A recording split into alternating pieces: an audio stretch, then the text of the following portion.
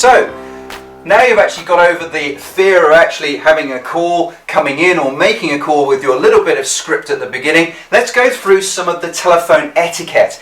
Now, the reason you need the etiquette, it's pretty much like any other form of communication. If you are making or receiving the call, it's the first time you're going to be speaking to that person. So you've got to make a good impression. You've got to actually show that you are open for business, that you're ready for business, and you're interested. So it's very important to have the etiquette. Usually the etiquette is try and answer the phone within 3 rings. Now, I know that there was a law firm in England where my best friend worked. He was lodging with me for a while, and he took this rather to extremes. I'll give you the story. I once came to the Yellow Pages, which is our sort of book of who's who, to call a takeout. When I got there, I found that all the pages had been ripped out. So I spoke to my lodger when he next came home. I said, I wanted to order a takeout, but there's no pages here. And he said, yes, well, I rang for these people, they didn't answer within 3 rings, so I was so angry I tore the page out.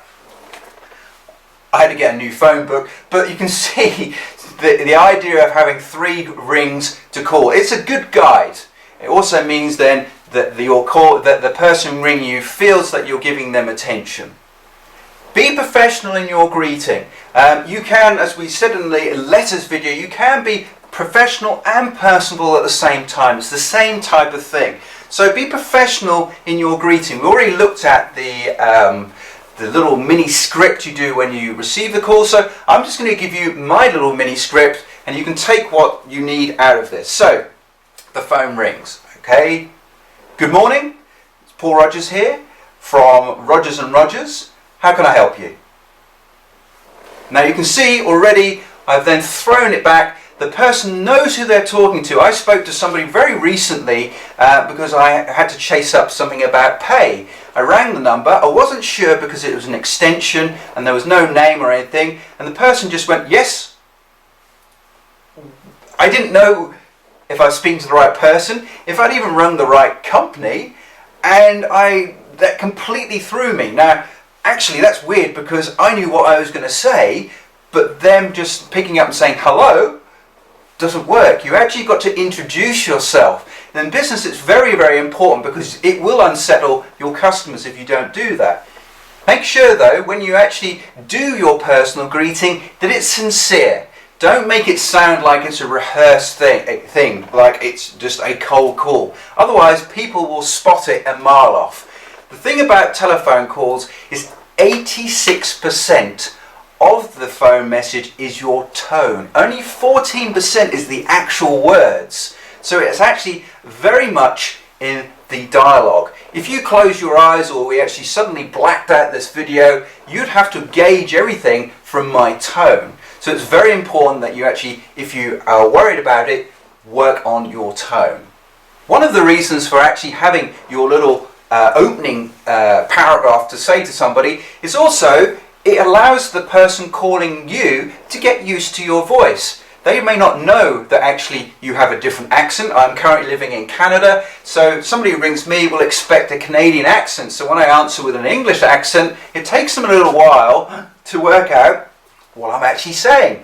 Same with anywhere else. It allows the listener to get into to how you're talking, the tone, the tempo. If you just answer yes, there's nothing at all. It's straight into the deep end, and you're going to both have to work harder to actually pull the conversation into a normal conversation.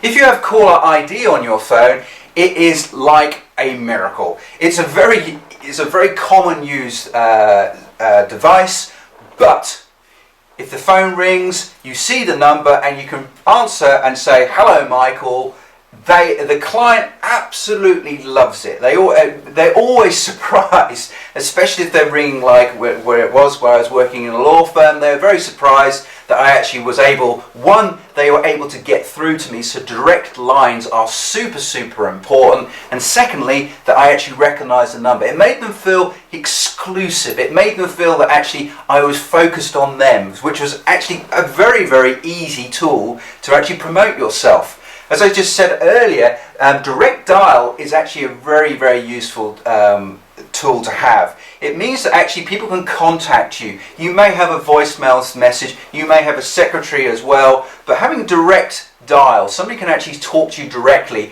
is very, very important. It shows again that you're there in the office or wherever you are. You can be remote, but it means that actually they can get hold of you, because after all, most of the time they're ringing to speak to a person or speak to you. And finally, as part of the etiquette, be prepared.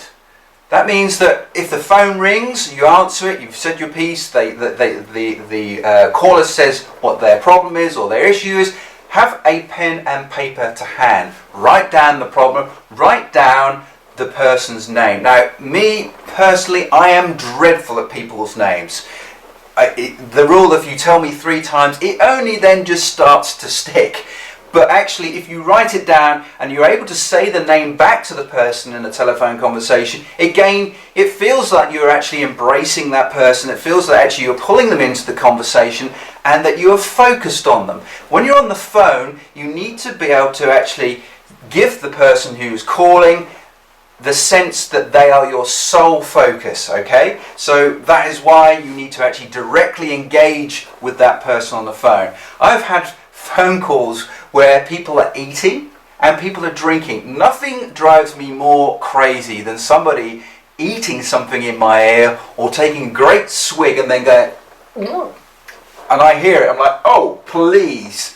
If you're going to eat or drink, don't do it. Finish your mouth full before you make the conversation. If you're going to drink in the meantime, turn the receiver away from where you are, because it's just disgusting. So just don't do it. It's a big no-no. So now we're going to come to the important part of what I said earlier. The 86% part of the call is actually your tone. So these are a few helpful hints and tips which I picked up, which I've used to help me and in the tone. So here we go. The first 10 seconds of the phone call are your make or break. It's the deal breaker, or it's the time when you actually go on to great things. People can sense your mood from the first 10 seconds and how you answer the phone. I'm going to give you an example here. Yes? Yes? Uh-huh. You can already pick up from just very easy words of yes and uh-huh actually how that conversation is going to pan out. You need to actually, first one was you were ready. Yeah, okay, what can I do to help you? The other one was, oh, you're irritating me, you're bothering me, I'm busy. The person immediately will go back into a defensive posture and say, you don't need that. If you're trying to make business, communication is vital. It may actually be your lifeblood to your business. For my kite surfing business and for being a lawyer, it was my lifeblood. If I didn't actually have phone calls coming in and didn't connect with people, and also when I was in the hospitality industry, when people ring to book the hotels, it was very important to make a good first impression and be enthusiastic about what you're doing. Sometimes everyone here has actually been called by cold callers, and we know they're reading off a script, and it sounds like they're reading off a script, and there's no passion, there is nothing in it, and it is boring, and most of us just hang up or actually make an excuse not to take the call. The next tip which I can give for being on the telephone is pronounce clearly. Don't talk your normal talk. In fact, people who have a telephone voice, it's a voice which is almost like an actor. So a lot of people pretend they're on stage. There is another persona that takes over. It's very clear, very articulated. It's not how you would talk to somebody when you're down the pub, because otherwise they'd be looking at you going, what's he drinking? It's actually a voice to actually describe things. When I had kite surfing, I had an instructor's voice. It was very loud, simply because there was lots of background. The wind was whistling, the waves were crashing, and I'd have to explain to my students, I'm not actually shouting, I'm only doing this and projecting my voice so you can hear what's going on. You don't need to do that on the phone. There isn't as many distractions, but you do need to have almost a telephone voice. It also, if you're feeling unconfident or a little bit shy, it's a way of actually putting on a suit of armour to actually get you through anything which is difficult. The next tip is that if you're not too sure about how to answer the phone or the greetings, Listen to other people. Listen to other people around you who are doing it and copy what they've been saying. There's no problem there. It's actually just getting something where you can link things together and actually sound and be ready for business. So then working on your tone. One good way of working on your tone is simply to smile. When you smile, it softens the voice, it makes it warm, and people, even though they can't see you, they can hear that you're smiling. And when you talk, you can hear the voice drops a little bit and it slows down, and actually it's a very good way of actually making conversation run. So smile.